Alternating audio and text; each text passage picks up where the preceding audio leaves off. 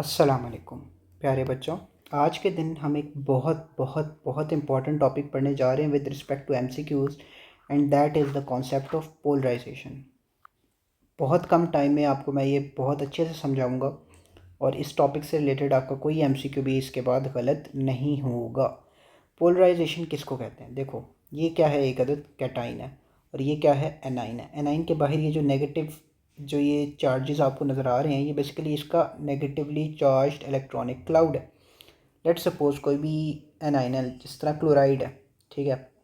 अब जो उसका नेगेटिव चार्ज है वो इसके इर्द गिर्द घूम रहा है ना, ठीक है।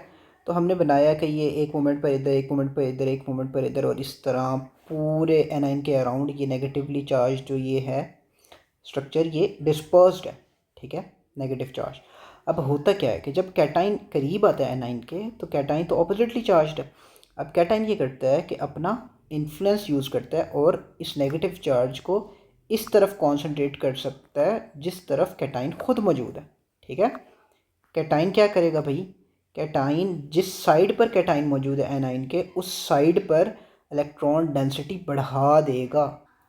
इस बात का क्या मतलब है? ये देखो, ये सारे नेगेटिव चार्जेस इसी साइड पर आकर इकट्ठे हो गए। किस साइड पर? वो साइड जिस तरफ कैटाइन मौजूद था। इसी इफेक्ट को क्या कहते हैं? Effect of polarisation. कि जो कैटाइन है वो अपनी साइड पर, एनाइन की वो साइड जिस साइड पर कैटाइन मौजूद है, उस तरफ उसके इलेक्ट्रॉनिक क्लाउड को पुल कर ले। इस इफेक्ट को कहते हैं पोलराइजेशन।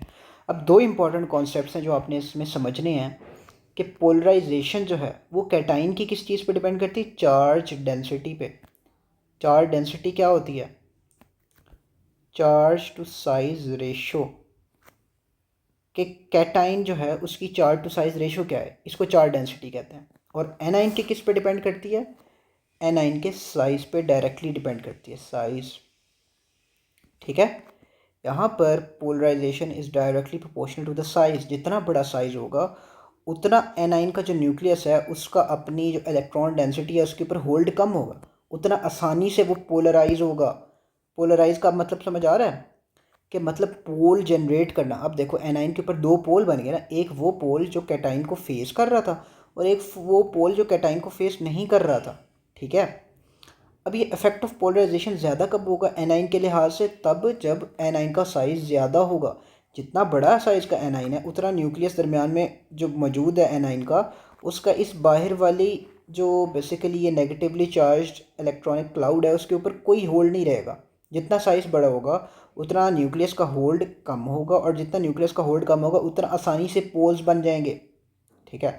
और अगर आप कैटाइन के लिहाज से देखो तो कैटाइन की जितनी चार्ज डेंसिटी ज़्यादा होगी उतना अच्छे से वो पोल बनाने की ताकत रखेगा, ठीक है जी। बस ये दो बातें याद रखनी है। पोलराइजेशन में कैटाइन एनाइन को पोलराइज करता है हमेशा। ये बात ना सोचना कि एनाइन भी कर सकते, नहीं। पोलराइजेशन ताकत किस चीज़ की है? कैटाइन की है। The power of a cation to produce poles on the surrounding anion is called as polarisation, ठीक है। अब कैटाइन के लिहाज से पोलराइजेशन का रिलेशन है विद द चार्ज डेंसिटी, ठीक है। Polarisation is directly proportional to the charge density of cation, whereas polarisation is directly proportional to the size of anion. अगर साइज ऑफ कैटाइन के लिहाज से देखो तो साइज ऑफ कैटाइन के लिहाज से तो पोलराइजेशन का इन्वर्स रिलेशन है, लेकिन साइज ऑफ एनाइन के लिहाज से डायरेक्ट रिलेशन है। और उसकी रीज़न हमें पता है, कैटाइन जितना चार्ज डेंसिटी ज़्यादा होगी उतना अच्छे से पोल बना सकेगा। एनाइन का जितना साइज़ बड़ा होगा वो उतना अच्छे से पोल्स बनाने का को अलाउ करेगा, ठीक है। अब आगे चलते हैं। अब देखो, पोलराइजेशन जो है ना, एक बात याद रखना, जितनी पोलराइजेशन ज़्यादा होती है, जितनी ease of formation of poles ज़्यादा होती है, उतना बेसिकली कोवलेंट करेक्टर ज़्यादा होता है उस कंपाउंड में, उतना उस कैटाइन एनाइन के कम्बिनेशन से क्या बनेगा? एक आयनिक कंपाउंड बनेगा ना, उतना उसका कोवलेंट करेक्टर ज़्यादा होता है। क्या ज़्यादा होता है? Covalent character. और जितनी पोलराइजेशन फिर कम होगी, यानी पोल्स बनाना जितना कम होगा, उतना हम कहेंगे कि उसके अंदर आयनिक करेक्टर ज़्यादा है, उतना हम क्या कहेंगे? उसके अंदर आयनिक करेक्टर ज़्यादा है, ठीक है। अब ये बातें याद रख लो।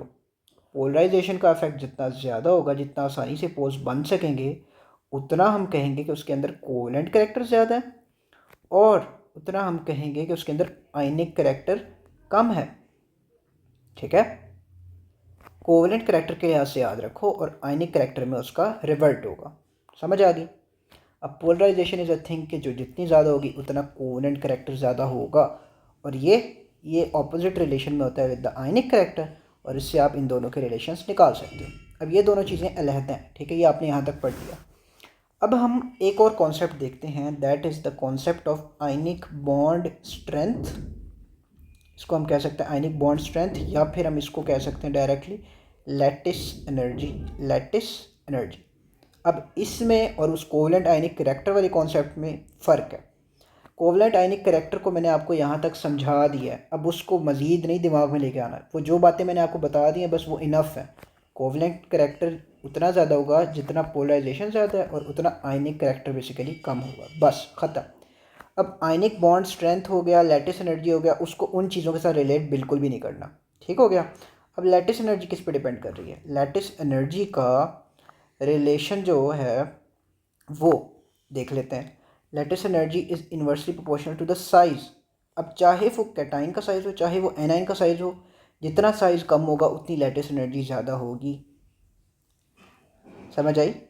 बिल्कुल भी आपने इसको कोवलेंट करैक्टर आयनिक करैक्टर के साथ मिक्स नहीं करना, ये बिल्कुल डिफरेंट चीज़ है, इसीलिए इसका आपको इसका रिलेशन भी बिल्कुल डिफरेंट लग रहा है। लैटिस एनर्जी का बस इतना याद रख लो कि इसका साइज़ के साथ इन्वर्स रिलेशन है। अब चाहे वो साइज़ कैटाइन का हो चाहे वो साइज़ एनाइन का हो, ठीक है, बात ही ख़त्म है। लैटिस एनर्जी की बात यहाँ तक याद हो गई। अब लैटिस एनर्जी जितनी ज़्यादा होती है, आपको पता है कि उसको जब आप पानी में डालते हो उतना मुश्किल से वो चीज़ टूटती है, तो इसका मतलब उसका सॉल्युबिलिटी के साथ इन्वर्स रिलेशन है। 4 चीज़ें हमने पढ़ ली, ठीक है। अब हम इसको प्रॉपर अप्लाई करते हैं, आगे चलो। Same cation and different anions, same cation and different anions वाला सिनेरियो। सोडियम है, फ्लोराइड, क्लोराइड, ब्रोमाइड, आयोडाइड। अब ये तो सेम है, यानी जिसने पोलराइज करना है वो सेम है। अब डिपेंड किस पे कर रहा है? ऑर्डर डिपेंड कर रहा है एनाइन पे। अब मैंने आपको क्या बोला था? पोलराइजेशन जो है वो साइज़ ऑफ एनाइन के डायरेक्टली प्रोपोर्शनल है, एनाइन के साइज़ के डायरेक्टली प्रोपोर्शनल है। जितना बड़ा साइज़ उतनी अच्छी पोलराइजेशन। यानी जो सोडियम आयोडाइड है उसमें कोवलेंट करैक्टर सबसे ज़्यादा होगा, कोवलेंट करैक्टर सबसे ज़्यादा होगा। और जो सोडियम फ्लोराइड है उसमें कोवलेंट करैक्टर सबसे कम और आयनिक करैक्टर सबसे ज़्यादा होगा। समझ आ रही है बातें? आयनिक करैक्टर सबसे ज़्यादा होगा। क्यों भाई? द रीज़न इज़ कि यहाँ पर पोलराइजेशन मैक्स हो सकती है, सबसे ज़्यादा हो ही इस केस में सकती है सोडियम आयोडाइड में, कि साइज सबसे ज़्यादा एनाइन का, सबसे ज़्यादा पोलराइजेशन, मिनिमम आयनिक करैक्टर, मैक्सिमम कोवलेंट करैक्टर। जबकि सोडियम फ्लोराइड देखो तो वहाँ पर मैक्सिमम आयनिक करैक्टर, मिनिमम कोवलेंट करैक्टर। आराम से 2 ऑर्डर्स तो आप यहाँ पर लिख सकते हो, ठीक है। अब अगर आपको मैं ऑर्डर लिखने का कहूँ तो आप आराम से ये बातें लिख सकते हो दैट सोडियम आयोडाइड का मैक्सिमम है, और फिर आप बाकी लिखी जाओ। ये हो गया भाई ऑर्डर, ठीक है, किसका? कोवलेंट करैक्टर का। आयनिक करैक्टर में क्या होगा? सिंपल इसका उल्टा लिख दोगे आप, ठीक है। यहाँ तक बात समझ आ गई? अब देखो, अब आ जाता है जी आयनिक बॉन्ड स्ट्रेंथ, जो कि लैटिस एनर्जी है। दोनों के साइज़ के इन्वर्सली प्रोपोर्शनल है, दोनों के साइज़ के इन्वर्सली प्रोपोर्शनल है। कैटाइन का भी छोटा हो, एनाइन का भी छोटा हो। अब कैटाइन तो ऑलरेडी एक ही रखा हुआ है, कैटाइन तो आपने कांस्टेंट रखा हुआ है, तो एनाइन के साइज़ के साथ लैटिस एनर्जी का क्या रिलेशन है? इन्वर्स, ठीक है। क्या रिलेशन है? इन्वर्स। यानी जो सोडियम फ्लोराइड है उसकी लैटिस एनर्जी सबसे ज़्यादा होगी। ऑब्वियस बात है, जब इसका कैटाइन एनाइन दोनों के ही साइज़ के साथ इन्वर्स रिलेशन है। अब दोनों के साइज़ के साथ इन्वर्स रिलेशन है, लेकिन वो वाला कैटाइन के साथ अप्लाई अभी इसलिए नहीं हो रहा कि कैटाइन आप चेंज नहीं कर रहे हो, आप केसेस बता रहे हो ना। अगर तो आपको केसेस भी गिवन होते हैं, ठीक है। फॉर एग्जांपल मैं आपको ना 4 ऑप्शंस देता हूँ, ठीक है। एक है जी सोडियम सोडियम का क्लोराइड है, इसी तरह पोटेशियम का क्लोराइड है, इसी तरह लिथियम का फ्लोराइड है, इसी तरह पोटेशियम का ब्रोमाइड है। अब इसमें आपने जो है वो लैटिस एनर्जी सबसे ज़्यादा किसकी है ये चूज़ करना हो, तो आप देखोगे किस में कैटाइन भी सबसे छोटा और एनाइन भी सबसे छोटा है। सबसे छोटा कैटाइन, सबसे छोटा एनाइन, तो लैटिस एनर्जी सबसे ज़्यादा किसकी होगी? इसकी होगी, ठीक है जी। ये कॉन्सेप्ट थोड़ा सा यहाँ पे अलग से रखना, ठीक है।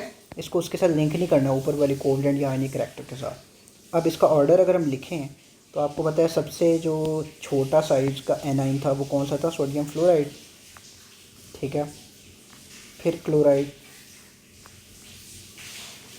फिर ब्रोमाइड, और फिर आयोडाइड। अभी भी कुछ बच्चे ऊपर वाली चीज़ों के साथ इसको बैठ के लिंक कर रहे होंगे, बिल्कुल भी नहीं। ऊपर वाली चीज़ें बिल्कुल अलग हैं, उसमें सिर्फ वो कॉन्सेप्ट लगाओ जो आपको बताया गया है, ठीक है। बिल्कुल भी ये ना सोचो कि इसका जो है वो ये ट्रेंड है, इसका भी वही है तो हर जगह ये नहीं भाई। जो बात मैंने बता दी बस उसको उस लिहाज से देखो, ठीक है, क्योंकि बहुत जगह ऐसी आएंगी जहाँ पे आप कॉन्सेप्ट में गलती करोगे फिर और आपके एमसीक्यूज़ जो हैं वो रॉन्ग होंगे। यहाँ तक बात अलहदा थी, आयनिक बॉन्ड स्ट्रेंथ में बात अलहदा है। अब आयनिक बॉन्ड स्ट्रेंथ का जो ऑर्डर है उसके इन्वर्स सॉल्युबिलिटी इन वाटर का ऑर्डर होगा। क्यों? क्योंकि आयनिक बॉन्ड इसका स्ट्रॉन्ग है ना, पानी में डालोगे मुश्किल होगा तोड़ना, तो इसमें इन्वर्स हो जाएगा इसका ऑर्डर। लो भाई, ये इसका ऑर्डर होगा, ठीक है। अब देखो सेम एनाइन वाली कहानी, ठीक है। एनाइन अब हर किसी में सेम है, एनाइन जो है वो सेम है हर केस में। आप जो है वो लिथियम का फ्लोराइड, सोडियम का फ्लोराइड, पोटेशियम का फ्लोराइड और रुबिडियम का फ्लोराइड देख रहे हो, ठीक है जी। अब एनाइन तो सेम है, कैटाइन में देखना है। कैटाइन में अब सबसे पहले पोलराइजेशन का कॉन्सेप्ट लगाते हैं। अब देखो कैटाइन में पोलराइजेशन जो है वो किस चीज़ पे डिपेंड करती है? चार्ज डेंसिटी पे, चार्ज डेंसिटी पे। सबसे ज़्यादा चार्ज डेंसिटी किसकी है? ऑब्वियस बात है इसकी है। तो हमें एक बात पता चल गई कि लिथियम का जो फ्लोराइड है उसमें सबसे ज़्यादा पोलराइजेशन होगी, यानी सबसे ज़्यादा क्या होगा? कोवलेंट कैरेक्टर इसका मैक्सिमम होगा। तो ऑब्वियस बात है कि जो रुबिडियम का फ्लोराइड है उसका कोवलेंट कैरेक्टर मिनिमम और आयनिक कैरेक्टर मैक्सिमम होगा। क्या मैक्सिमम होगा? आयनिक कैरेक्टर मैक्सिमम होगा। ठीक हो गया। अब इन दो के तो ऑर्डर्स आप आराम से लिख सकते हो।